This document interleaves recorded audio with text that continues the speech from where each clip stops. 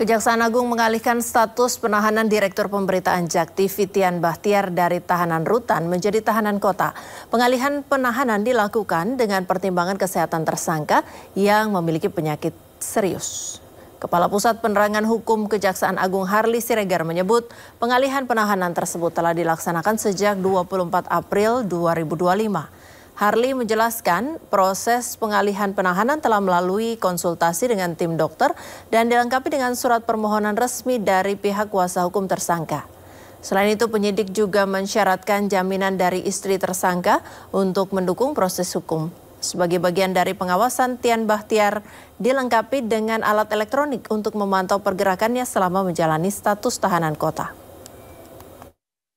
Bahwa sejak tanggal 24 April 2025 terhadap tersangka TB oleh penyidik telah dilakukan pengalihan penahanan dari yang selama ini dilakukan tahanan rutan menjadi tahanan kota di Bekasi. Apa yang menjadi alasan dari pengalihan penahanan ini? Yang pertama, bahwa kuasa hukum yang bersangkutan mengajukan terhadap pengalihan penahanan itu, ya. Kemudian yang kedua, bahwa ada alasan kesehatan, sehingga penyidik setelah berkonsultasi dengan tim dokter, ya, berketetapan bahwa kepada yang bersangkutan sangat perlu dilakukan pengalihan penahanan. Dapat kami sampaikan bahwa ternyata yang bersangkutan ada riwayat sakit jantung dan sudah 8 ring dipasang. Ya, kepada yang bersangkutan juga dilekatkan alat elektronik yang akan melakukan pemantauan terhadap pergerakan. Ya, jadi sudah dipasang alat elektroniknya. Sementara itu, Kejaksaan Agung menggelar rekonstruksi pemberian suap senilai 60 miliar rupiah terhadap para hakim dalam vonis lepas kasus korupsi minyak sawit mentah. Dalam rekonstruksi terungkap bahwa pertemuan para tersangka dilakukan sebanyak 3 kali sebelum suap diberikan.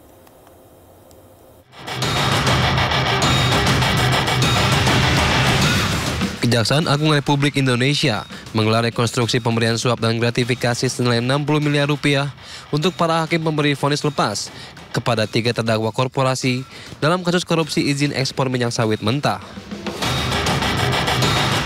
Reka adegan ini melibatkan 8 tersangka, terdiri dari 4 tersangka hakim penerima suap dan 4 tersangka pemberi suap. Ke-8 tersangka melakukan rekonstruksi sebanyak 27 adegan, mulai dari pertemuan hingga pembagian uang suap di antara para hakim. Dalam reka adegan, terungkap bahwa pertemuan antara para tersangka dilakukan sebanyak 3 kali di rumah makan yang berbeda sebelum akhirnya tersangka Hakim Muhammad Arif Nurianta menerima uang suap senilai 60 miliar rupiah dalam bentuk dolar Amerika Serikat. Reka adegan ini dilakukan untuk membuat lebih terang konstruksi kasus suap dan gratifikasi para hakim dalam memvonis lepas 3 terdakwa korporasi. Tim Liputan iNews melaporkan. Keributan terjadi saat sejumlah awak media mencoba meliput sebuah ruko yang diduga menjadi tempat penyaluran tenaga kerja bodong. Seorang pria yang tidak diketahui identitasnya tiba-tiba mengamuk dan menghalang-halangi wartawan yang sedang mencari berita. Lu mau nyapa? Gue nggak ada urusan sama lu. Juga ada urusan sama lu ya. Lu wartawan. Keributan terjadi di Ruko Plaza Bekasi Jaya, Aren Jaya, Bekasi Timur. Sejumlah wartawan yang tengah meliput lokasi yang diduga menjadi tempat penyaluran tenaga kerja bodong tiba-tiba dihadang oleh pria tak dikenal. Selain memaki, pelaku juga sempat mengancam wartawan yang berujung pada ketegangan. Kericuhan baru mereda setelah seorang warga berusaha menarik dan menjauhkan pelaku dari lokasi ruko. Sementara menurut warga, ruko tersebut baru beroperasi sekitar 2,5 bulan dan dalam sehari ada saja yang datang ke ruko untuk mencari pekerjaan.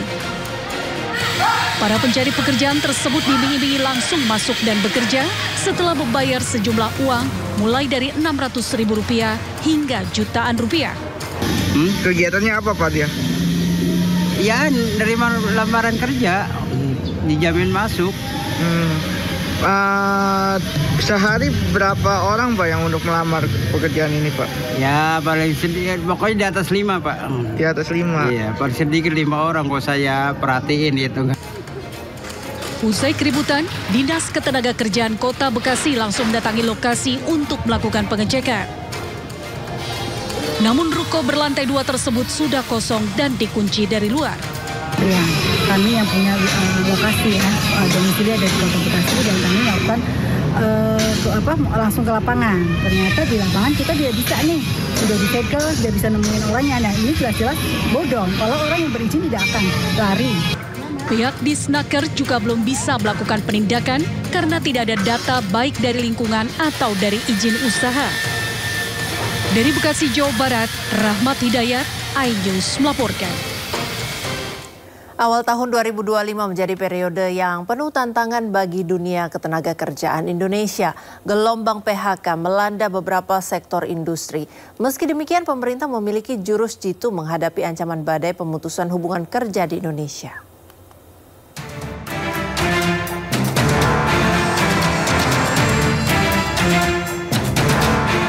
Awal tahun 2025 menjadi periode yang penuh tantangan bagi dunia ketenagakerjaan Indonesia. Gelombang pemutusan hubungan kerja atau PHK melanda beberapa sektor industri dan meninggalkan ribuan pekerja dalam ketidakpastian. Gelombang PHK ini mencerminkan ketidakstabilan ekonomi yang semakin terasa. Penurunan daya beli masyarakat, fluktuasi nilai tukar diduga akibat konflik geopolitik yang telah mempengaruhi beberapa perusahaan di Indonesia. Bagi para pekerja yang terdampak PHK, mencari pekerjaan baru bukanlah hal yang mudah. Persaingan ketat, keterbatasan lapangan kerja, dan kebutuhan akan keterampilan baru menjadi tantangan tersendiri. Pemerintah melalui Menteri Ketenagakerjaan Yasirli mengungkap jurus jitu hadapi ancaman badai pemutusan hubungan kerja di Indonesia. Menaker menyebut meski ada PHK, namun industri di Indonesia tetap tumbuh. Jadi data kami PHK itu ada, gitu ya. PHK memang jumlahnya agak meningkat dari tahun yang lalu. Tapi yang ingin saya sampaikan juga industri itu juga tumbuh. Ya, jadi contoh tadi kami ke Karawang. Ya, tahun depan gimana? Ini bisa nambah 10.000. Kemudian sebelumnya kita kita kemudian ke KEK. Kejaksaan Agung melakukan penggeledahan dan penyitaan terhadap aset-aset milik Kepala Balitbang Diklatkumdil Mahkamah Agung Zarof Rikar di kediamannya. Penggeledahan dan penyitaan terkait penanganan perkara tindak pidana pencucian uang yang menjerat Zarof Rikar. Penyidik Kejaksaan Agung melakukan penggeledahan di rumah Zarof Rikar terkait perkara TPPU dalam kasus korupsi pengurusan perkara pembunuhan Ronald Tanur. Dari hasil penggeledahan, Kejagung menyita sejumlah dokumen terkait dugaan tindak pidana pencucian uang. Kejagung juga telah melakukan pemblokiran terhadap berbagai aset yang diduga milik Zarof Rikar. Ia sendiri sebelumnya juga telah ditetapkan sebagai tersangka kasus korupsi pengurusan perkara pembunuhan Ronald Tanur dalam sidang pengadilan tipikor.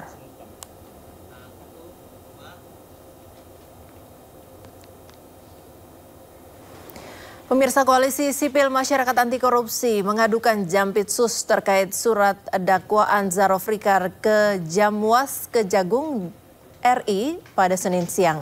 Koalisi Sipil Masyarakat Anti Korupsi Indonesia Police Watch dan Pergerakan Advokat Nusantara mengadukan Jampitsus Febri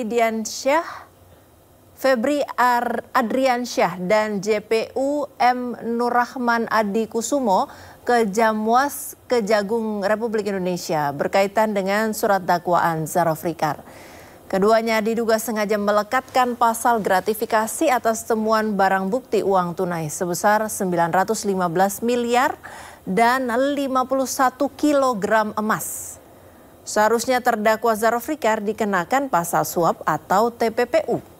Koordinator Koalisi Sipil Anti Korupsi Ronald Loblobi menambahkan pemberitaan tentang pengaduan bukan untuk menyerang institusi Kejaksaan Agung, melainkan sebagai social control demi kebaikan penegakan hukum.